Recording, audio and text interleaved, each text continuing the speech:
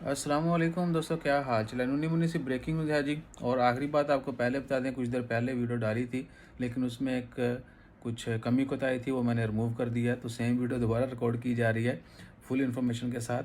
आज 10 अप्रैल है और दिन है सोमवार का।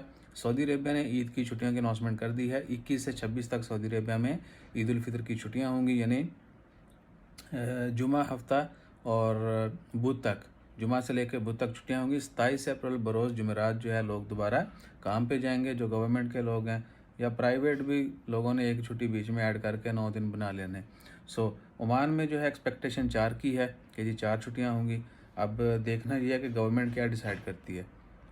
अगर सऊदी अरबिया की तरफ देखा जाए तो ओमानियों ने कहना चलो एक और पा दो, लेट देम एंजॉय, काम से पहले ही आओ।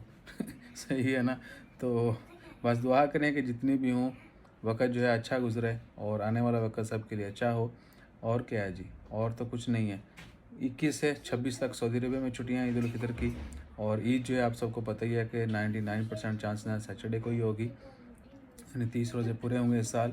और बहुत सारे मुल्कों में रोज़े भी एक साथ स्टार्ट हुए थे, ईद भी एक साथ होगी। So stay tune. और दूसरा है कि इसी वीक में आज 10 है, 10 अप्रैल है, सोमवार का दिन है। आज कल कल परसों में जो है ओमान ने भी अनाउंसमेंट कर देनी है, बाकी सब मुल्कों ने भी कर देनी है। तो देखते हैं कौन कितनी छुट्टियां करता है, फिर वो ब्रेकिंग न्यूज़ भी डालेंगे। जज़ाकल्लाह, अल्लाह हाफ़िज़।